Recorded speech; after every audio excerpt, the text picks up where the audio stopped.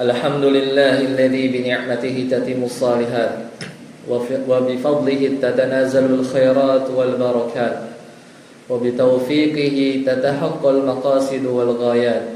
Asyhadu an la ilaha illallah wahdahu la syarika lah wa asyhadu anna Muhammadan abduhu wa rasuluhu la nabiyya ba'dah.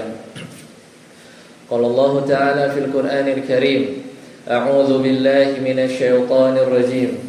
يا أيها الذين آمنوا اتقوا الله حق تقاته ولا تموتن إلا وأنتم مسلمون يا أيها الناس اتقوا ربكم الذي خلقكم من نفس واحدة وخلق منها زوجها وبث منهما رجالا كثيرا ونساء واتقوا الله الذي تساءلون به والأرحام إن الله كان عليكم رقيبا يا أيها الذين آمنوا اتقوا الله وقولوا قولا شديدا يصلح لكم أعمالكم ويغفر لكم ذنوبكم ومن يطع الله ورسوله فقد فاز فوزا عظيما أما بعد فإن أصدق الحديث كتاب الله وخير الهدى هدى محمد صلى الله عليه وسلم وشر الأمور محدثاتها وكل محدثة بدعة wa kullu bid'atin dhalalah wa kullu dhalalatin finnar. Jamaah ibadah Jumat yang dirahmati oleh Allah Subhanahu wa taala.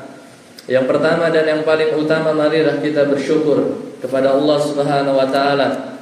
Kita terus bersyukur atas segala nikmat yang telah Allah berikan kepada kita semua. Mari kita bersyukur dengan sebenar-benarnya, tidak sekedar bersyukur dengan hanya lisan, tetapi juga dimanifestasikan dalam bentuk bersyukur kita dalam qalbi, di hati dan lisan wal jawari dan amal perbuatan. Kemudian salawat serta salam semoga senantiasa tercurah kepada Nabi Muhammad SAW, panutan kita. Tidak lupa melalui mimbar yang mulia ini khatib mengingatkan kepada diri khatib pribadi dan jamaah sekalian untuk senantiasa meningkatkan ketakwaan kepada Allah Subhanahu wa taala, karena takwa adalah sebaik-baik bekal. Takwa adalah sebaik-baik bekal di dunia apalagi di akhirat, karena Allah taala berfirman, wa tazawwadu fa inna khairaz zadi taqwa. Berbekalah dan sesungguhnya sebaik-baik bekal untuk kalian adalah takwa. Kaum muslimin rahimani wa rahimakumullah. Saat ini kita sudah mendekati memasuki bulan Dzulhijjah. Kurang lebih sekitar sekarang tanggal 25 atau 26 Zulqa'dah, yang mana di bulan Dzulhijjah nanti tentunya disyariatkan oleh Allah Subhanahu wa taala dan Rasulnya bagi yang mampu untuk menunaikan ibadah haji. Sekaligus juga disyariatkan oleh Allah Subhanahu wa taala dan Rasulnya, yaitu untuk menunaikan ibadah kurban dan yang lainnya. Pada khutbah yang mulia ini, mari kita sejenak merenungi kembali terkait ibadah kurban. Kita renungi hikmahnya, kita cari dan coba kuatkan tekad, semoga kita diberikan kemudahan oleh Allah Subhanahu wa taala untuk bisa berkurban di tahun Hijriyah, di tahun ini. Allah taala berfirman, a'udzu billahi minasyaitonir rajim. Inna a'tainakal kautsar fasalli li rabbika wanhar inna syani'aka huwal abtar. Kata Allah, sesungguhnya kami telah memberikan kepadamu wahai Muhammad sallallahu alaihi wasallam dan kita semua, ayat ini tertuju, yaitu nikmat yang banyak, al-kautsar. Memang para ulama tafsir menafsirkan al-kautsar ini dengan tafsiran yang banyak. Namun juga bisa kita pahami bahwasannya al-kautsar maksudnya adalah nikmat secara umum yang banyak. Fasalli li rabbika wanhar, maka apa yang Allah lanjutkan dalam ayat tersebut, tatkala seseorang mendapati nikmat, maka kita sebagai bentuk bersyukur atas nikmat tersebut, Allah perintahkan untuk salat, fasalli lirabbika wanhar lirabbika, dan juga berkurban atas ikhlas kepada Rabb engkau. Maka dalam ayat ini Allah mengingatkan Nabi Muhammad SAW, dan juga tentu termasuk pula mengingatkan kepada kita semuanya sebagai umatnya Nabi Muhammad SAW, bahwasanya Allah telah memberikan nikmat yang begitu banyak. Maka Allah perintahkan untuk bersyukur, yaitu dengan menjalankan ibadah, yaitu mendirikan salat, fasalli li rabbika, dan juga untuk menunaikan ibadah kurban. Maka berkata sebagian ahli tafsir, salah satunya adalah Ibnu Katsir, dalam menafsirkan ayat 1, 2, 3 di surat Al-Kautsar tersebut, maksudnya adalah menyembelih udhiyah. Karena sesembelihan itu terdiri dari berbagai macam jenis. Di antaranya ada sesembelihan yang disembelih dengan menyebut nama Allah dalam rangka untuk kita konsumsi, seperti halnya kita lakukan. Kemudian ada sesembelihan yang dilakukan oleh seseorang untuk menebus nazarnya kepada Allah Subhanahu wa taala. Ada juga sesembelihan yang memang didedikasikan di 10 Zulhijjah nanti, itu disebut udhiyah. Ada juga sesembelihan yang disembelih namun tidak menyebutkan nama Allah bismillah, maka itu sebagai sesembelihan yang haram. Maka kata ulama tafsir, fasalli li rabbika wanhar, maka wanhar atau perintah untuk menyembelih, kata mereka adalah al-udhiyah, yaitu sesembelihan yang dilakukan setelah salat Id, yaitu salat Idul Adha di hari tasyrik, ya, sampai hari tasyrik 11, 12 dan seterusnya. Maka kurban dan ibadah yang lainnya dari ayat kedua di surat Al-Kautsar adalah bentuk rasa syukur kita. Dengan syariat kurban, maka Allah ingin melatih diri kita untuk benar atau tidak, hanya ucapan atau hanya omongan belaka kita bersyukur, atau memang benar-benar bersyukur, yaitu ketika Allah memerintahkan kepada kita bagi yang mampu, ketika dia diberikan nikmat yang banyak, apakah betul dia melakukan ibadah kurban? Apakah betul dia meluangkan hartanya yang sejatinya harta tersebut diberikan oleh Allah Subhanahu wa taala sebagai karunia? Apakah dia akan keluarkan harta tersebut untuk berkurban? Maka ada harta yang dikeluarkan, dan mungkin itu berat untuk sebagian dari kita. Namun kalau kita mau merenungi bahwasanya Allah telah begitu banyak memberi, lebih banyak daripada apa yang kita keluarkan, baik itu dari sedekah atau dari infak-infak di jalan Allah atau berkurban itu sendiri. Maka ketika kita benar-benar memahami, kita akan menjadi hamba yang pandai bersyukur. Maka Allah telah memberi kita berbagai macam nikmat, dan Allah juga pernah berfirman, la in syakartum la azidannakum wa la in kafartum inna adzabi lasyadid. Maka la in syakartum, jika kamu bersyukur, di mana syukur adalah yang Allah perintahkan dalam berbagai macam ayat, la azidannakum, maka akan aku tambahkan nikmat bagi kalian.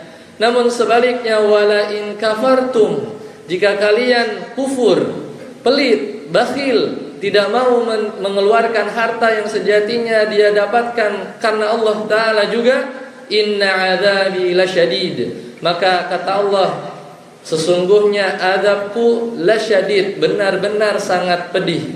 Maka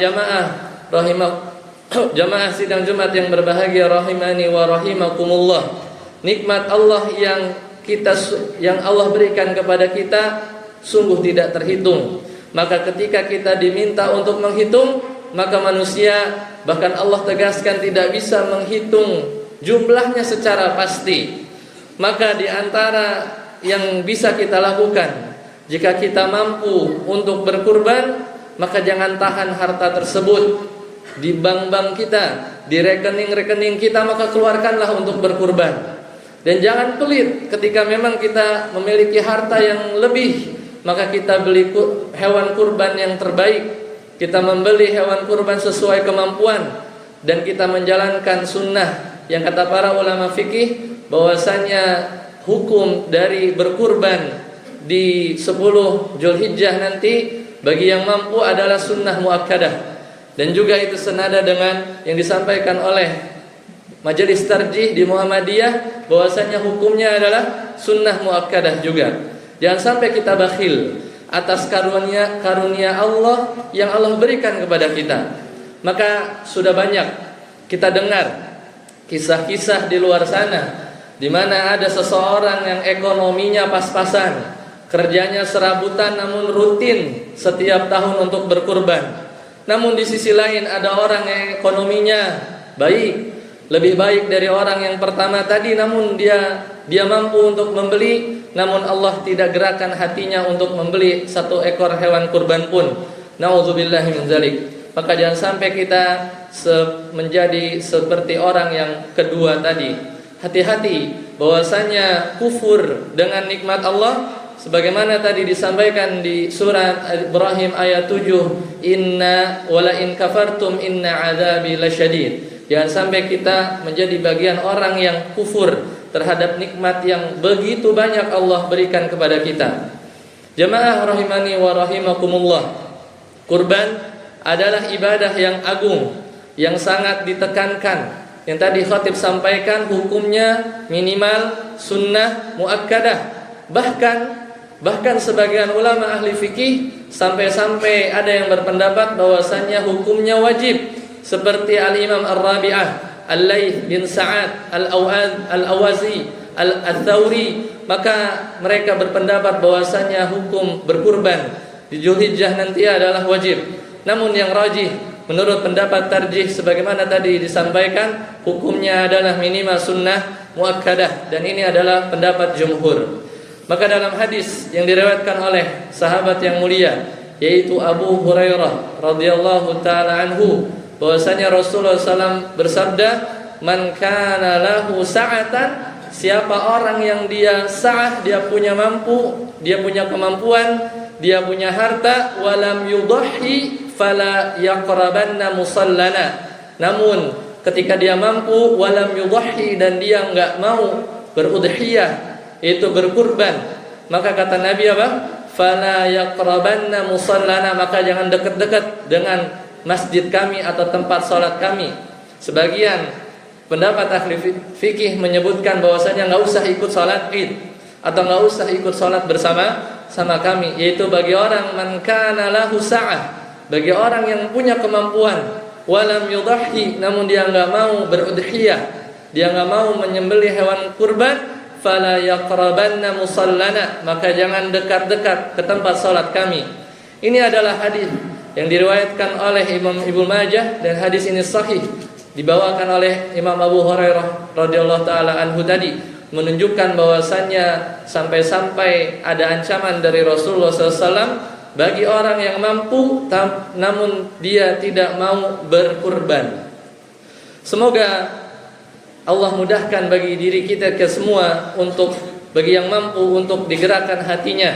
Masih ada waktu beberapa hari ke depan, bahkan masih cukup waktu ya untuk kita menyiapkan hewan kurban yang terbaik. Dan bagi yang belum mampu, maka semoga Allah mampukan di lain kesempatan. Maka semoga khutbah yang pertama ini bermanfaat. Barakallahu li wa lakum fil Qur'anil azim, wa nafa'ani wa iyyakum bima fihi minal ayati wa dzikril hakim. Aqulu qawli hadza wastaghfirullahal azim li wa lakum wa lisairil muslimina wal muslimati fastaghfiruhu innahu huwal ghafurur rahim.